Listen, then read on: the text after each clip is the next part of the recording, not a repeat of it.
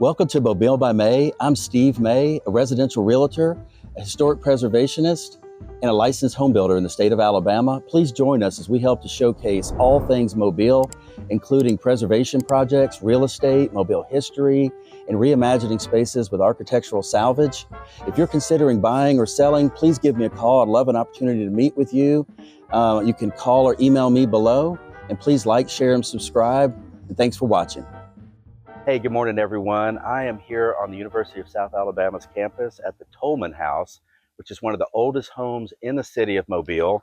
It actually had to be moved to this location back in 1974 to preserve it. It was originally located in Tolmanville. It was General Theophilus Toulmin's home. And it is a Creole cottage, a raised Creole cottage. And you can see the steep roof, the pitch of the roof. It has a real French Creole influence. And this style of architecture was really popular from like 1790 to about 1840, from Alabama through to New Orleans, kind of that really French influence. And I think it's so vital and important to preserve these buildings and part of our architectural heritage. But look at the symmetry of it. Of course, it's raised off the ground to help get away from the damp soil, help improve circulation. And it's got these simple box columns. It's just very pleasing to the eye. I love this kind of architecture. It's cypress framed, and you can see all these bricks. It's about 8 feet off the ground, and has the original doors.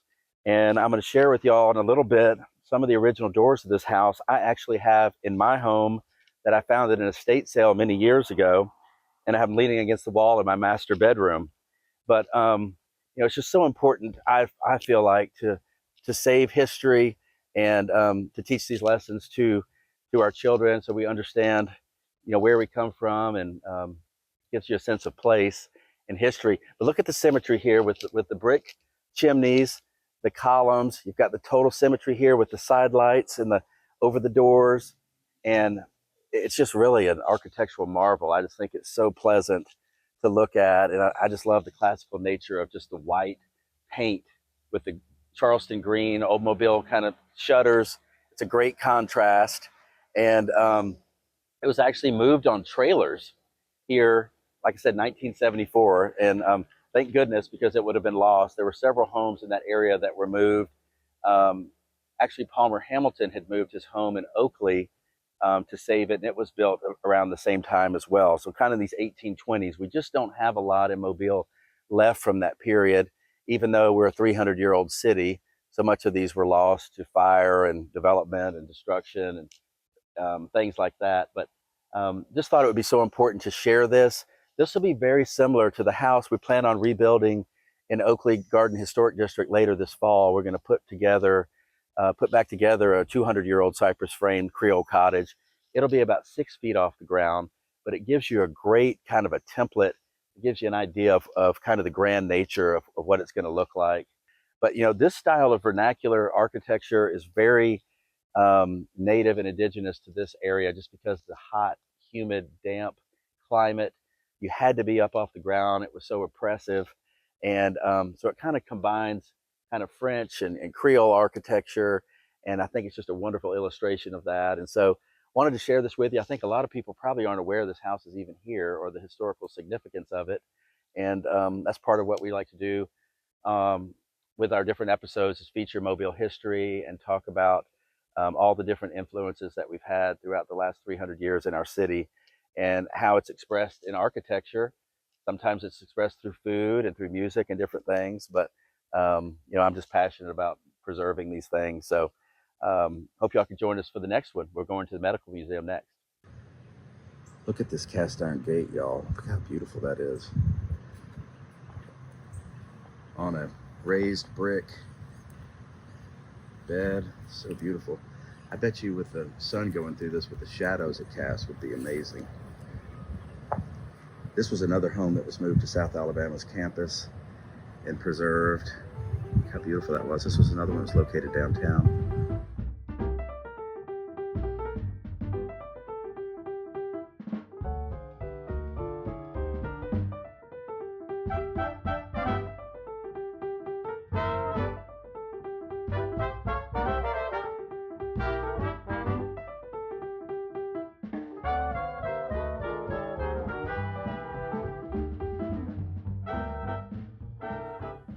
Okay, y'all, we are at the Vincent Don House, built in 1827. It's the oldest surviving home in the city of Mobile that has not been moved. It is a French Creole, very similar to the home we were just at South Alabama's campus. But look at the beautiful symmetry. You can see the commonalities of it. This kind of colonial architecture is extremely rare.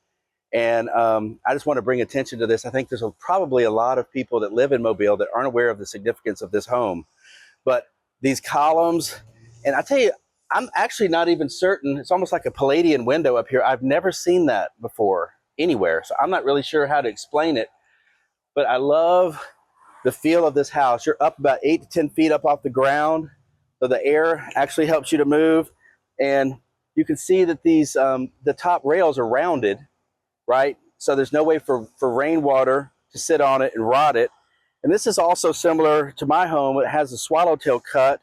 If you look here at the base, where it's a V cut on this bottom rail, so the water just shed off that. So that's the reason why, of course, they use cypress. So that's the reason why it's still standing. And it was just perfectly designed for this climate, the humidity, the rainfall, the bugs, and to get some air circulation.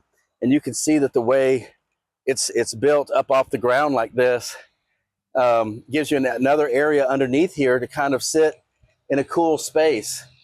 And at these massive timbers under here supporting this house. This is just an amazing home. This was actually an old ship captain who did cargo vessels back and forth to New Orleans back in the day.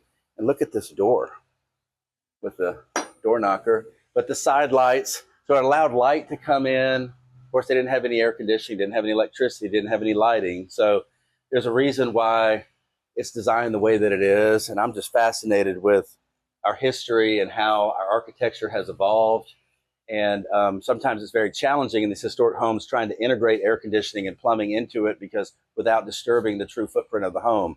So it's definitely a challenge, but these are beauties, and I'm so glad that this preserved. Look at this beam right here. See how it's all, you can see how it was with a hatchet, with like a broad axe, has been done by hand. This whole home was built like that. And probably a lot of it is the mortise and tenon, because they didn't have many foundries for nails. So that's how they were able to make it a cohesive unit. And I just fascinated with this. Look at the chimney, the style of it. So this is just another vital piece of Mobile's history. I'm so glad we have some remnants left. Of course, the city is 120 some years older than this actual home. So think about if we would have had some homes from the early 1700s, how amazing that would have been to be able to share with our children and grandchildren, tell a story about our city's history and the unique architectural heritage that we have. And, just so blessed to have some of these still remaining, and can't wait to rebuild the house in Oakley later this year, which is very similar to this, the 1820s French Creole architecture, which would be another kind of feather in our cap for the city of Mobile. So thank y'all for joining. Thank you for listening to Mobile by May. Share with your friends on social media. We love questions, so feel free to text us at 601-955-3490 or smay@samwinter.com. You can also follow Steve May on Instagram, Facebook, and YouTube.